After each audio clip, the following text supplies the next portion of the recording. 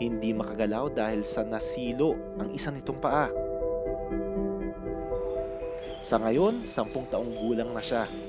Dahil sa patuloy niyang paglaki, kinakailangang baguhin ang kanyang prosthetics o artipisyal na paa. Si Chuk, isa sa mga pambihirang hayop na na-encounter ko. It was an amazing elephant. Itong elepante na to was trapped way back when he was still a calf. Maliit pa lang, nasilo yung kanyang kamay at nasugatan. They had to amputate it or they had to cut it short, kumbaga. Nakilala ko si Nick ng Wildlife Alliance na tumututok sa kalagayan ni Chuk. Simula 2001, tumutulong na ang grupo ng Wildlife Alliance sa pagprotekta at pagsagip sa mga buhay ilang sa Cambodia sa pamamagitan ng rescue mission at pagsugpo sa illegal wildlife trade. Ngayong araw, susukati ng isang paa ni Chuk ng prosthetics o artipisyal na paa. Sa katunayan, ito na ang ika-12 na gagawing artipisyal na paa kay Chuk. Why are you changing the prosthetics now and what are we gonna do? Well, Chuk lost his left foot to a snare, and we had to rescue him from Mondulkiri. Brought him down here. Once we'd healed his injury, we obviously had to do something about the loss of the limb.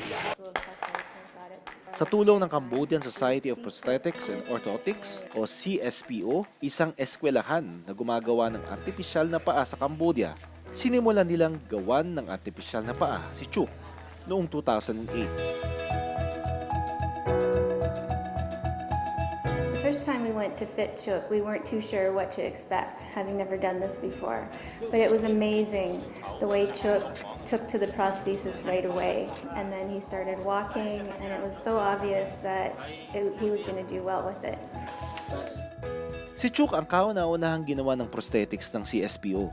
Yung prosesong ito, yung procedure na ginagawa nila, tinanggihan ng ibang mga eksperto na sa ibang bansa. Pero dito sa Cambodia, they tried it, no? Yung School of Prosthetics. Sila mismo yung kumbaga nag-volunteer para subukan kung pwedeng gawin ito sa elepante. Hindi naging madali sa grupo na sukatan si Chuk. Mas agresibo na siya ngayon. Akala ko itong elepante papasukin nila para tanggalin yung prosthetics at sukatan. Hindi pala. So, nung bata siya, mas madaling gawin. But as it goes bigger, mas nagiging aggressive yung elepante. It depends on the mood of the elephant if you're gonna continue or not today. Right? When he was young, easy to work with, but right now he grow up, so he hard to understand. Yeah. A little bit aggressive. Yeah.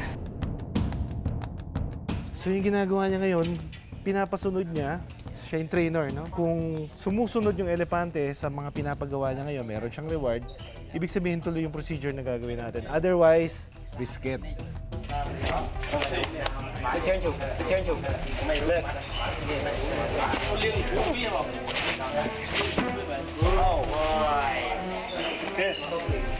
So, ganito kalaki yung prosthetics na ito, oh.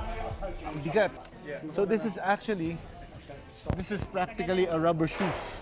An elephant is wearing a rubber shoes. So because of the trap, it was cut by 20 centimeters.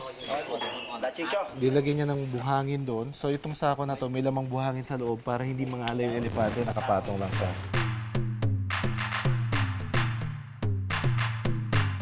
Imagine mo kasi, yung bigat ng pangangatawan nito, yung pagkilos niya, mataas yung pressure nito doon sa kabilang leg. And it will form a lot of problems like deformities, swelling, abnormal conformation ng bones, and all this.